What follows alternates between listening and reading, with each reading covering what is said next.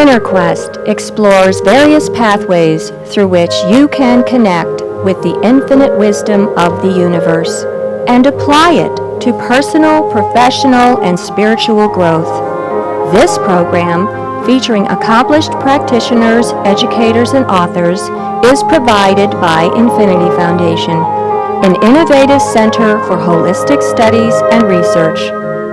We invite you to share this journey with us.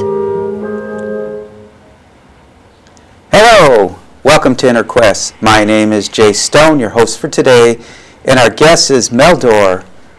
Welcome, Mel. It's nice to be here. It's great to be back. It's nice to have you back. Let me tell you a little bit about Mel. Mel is a decorated psychic. Mel also assists police in criminal cases and missing persons. Mel teaches about one class a month at the Infinity Foundation, and Mel is also available for private consultations. Let's start about some of the decorations or awards. Kind of sounds like a Christmas tree. Yeah. Well, we're getting to that season. That's right. But you brought something special today, and normally we have a flower vase here with some flowers. But you want to talk a little bit about what's behind us now? Well, I think, number one, as an intuitive, it was one of the highlights of my career to get a blessing from Pope John Paul II for my intuitive work. And basically, it was given to me because of my work with missing children and helping to locate them. How many missing children have you helped to locate now? Too many to count. Numerous ones. But I was working on a case in Italy, not associated with a missing child, but there was a case here that I was working on for a missing child. And when the Pope found out that I was working on this case in Italy, and all I asked was them to say prayers that we find a missing child here for that case I was working on, he said, I'll give him my blessing. So I got a letter saying I was getting a blessing from John Paul II, and when I went to the Vatican, I actually had an audience with John Paul. Wow, and so, what does that mean? I'm familiar with that. Well, an audience with the Pope, they take you in a room, and you're in a room with maybe 50 or 100 people, and he comes out and gives a little talk and then kind of blesses everybody. But after that audience, I was asked to stay aside by some Spanish guard, and then I was taken to another room, and I had a private audience with the Pope. Just you and the Pope? Just me and the Pope. Wow. So, what did you and the Pope talk? Does he speak English? Pope John Paul spoke probably about 8 languages. Oh, okay. Sorry.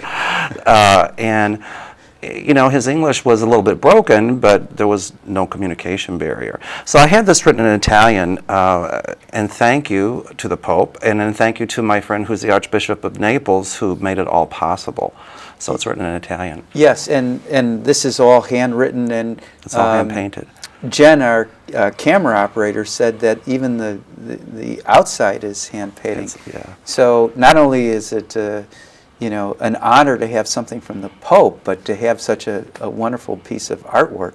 Does that hang in your office? That hangs in my office, and when I sent you all the email and you asked me to bring a letter, I thought, well, I've got this, so I brought that instead. Yeah, you also mentioned you had letters from the Clintons. From the Clintons. I remember when I got a birthday greeting from the White House, and the letter I got from President Clinton, it just said the White House, and I got nervous thinking, oh my goodness, is this from the IRS? And then it dawned on me, wait a minute, they wouldn't put the White House on there. Yeah. So when I opened it, the autograph, I guess the presidents have this auto pen, and they sign their name, and this computer automatically signs their name. And my comment was, I want the real McCoy. So I got a note from the president saying that, a picture of he and Hillary saying this is the real thing. So oh, that's in cool. My office, the picture anyway. And so why did the Clintons reach out to you? Because of some work that I had done with military intelligence, and I had done some work with the attaché, the military attaché to the president, and I guess word got to him, and they sent a letter of thank you. Okay. And what age did you discover you were intuitive? My entire life. My father was very intuitive. He didn't, have an office like I've got, but and my grandfather on my dad's side was from Germany. And I'm from Kentucky originally, and they would say that my grandfather used to find wells for people by holding a dowsing rod. Mm-hmm. And then my father did that too, and he taught me how to do it. So I was at a very young age. I think, the very first psychic experience I can remember was when I was about 6 or 7 years old, and I came home from school, and I told my mother that my grandfather had died. And she said, "How did you know?" And I just knew. I was, I think, 12 or 13 before I learned the word psychic. Now, what age were you when you discovered your grandfather had died? About 7, about 6 or 7. And did it turn out to be correct? Yes, yes, he had died that day. And how did that information come to you? Was it a feeling? If I can remember back that far ago, it's a long time ago, it just was like a feeling or an idea that I had. And when I got home, I was very curious as a child, and I just mentioned it to my mother, and she affirmed it. Like, how did you know? And where did your grandfather die? Was it in Kentucky? It was in Kentucky. Yeah. He was an old man and he had been ill, but I didn't. That didn't register in my mind, other than the fact that he died. And I remember I wanted to go to his funeral, and my father said, "You're too young. You don't understand death." And I said, "Yes, I do. I want to go." So. Did you win that one? Yeah, I won. With my father, that was something to win, but I wouldn't let go of it until I got to go. Yeah. And so, when you were young, how else did you use your intuition? Well, for me, the ability was just like being able to walk or to talk. I mean, I just thought everybody had it. And I think I was 12 or 13 before I learned the word psychic.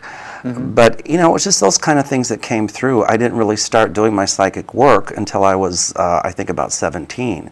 And the first case I ever worked on was a missing person. And so... And what was the outcome of that case? The outcome was that the person was found. Alive? Alive. She had planned a disappearance. And in those days, I didn't speak Spanish, and I remember this was a Hispanic family, so we got an interpreter. And as it turned out, she went missing from a job, but she was found in Florida. How did the family know to contact you?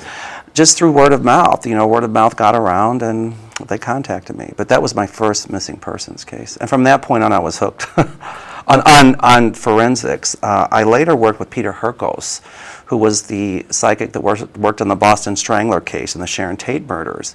If you see the movie The Dead Zone with Stephen King, that movie is based on Peter's life. So he was my mentor later on in life. So. And what did you learn from your mentor? Basically, just how to trust intuition. And my classes in Infinity is exactly what I teach. I can't teach anybody to be a psychic, but what I can do is have them honor that first thought, that first feeling that comes through.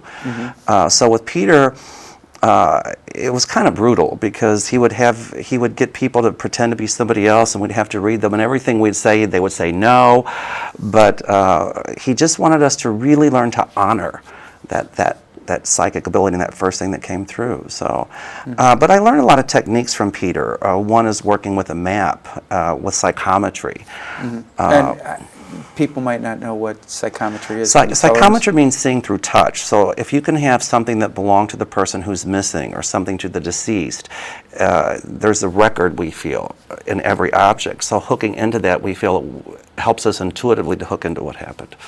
So anyway, so Peter used psychometry, and he worked with myself and Del Shear, who was a well-known psychic, and just getting us to hone those abilities. And how often do you have to use your psychic abilities to make them improve? Well, let me ask you this first. Do you feel you're a better psychic today than when you started professionally at age 17? Well, I think as you get older, you become a bit more wise. And I think a lot of times you sometimes wonder, common sense takes a role in it as well. I don't think I'm any better or any worse. I just think it's evolved more. I can see the evolution of it. So I would say I'm about the same psychically, just maybe evolved or unevolved. I don't know. Yeah. Well, certainly you're more mature and able to express yourself. And this is probably the 4th or 5th time I've interviewed you. And I'd say the qualities that come through each time I interview is caring and compassionate. I'm concerned. I think that's one of the things you have to have. Is a lot of compassion, a lot of caring. When I watch some of the psychic shows on reality TV, it's really Hollywoodized, and I wish that they would show, like when we are working on a murder case or a missing person, that we emote. I mean, there's some cases that I work on where I cry, and then you carry it home with you. It's not that easy to let it go.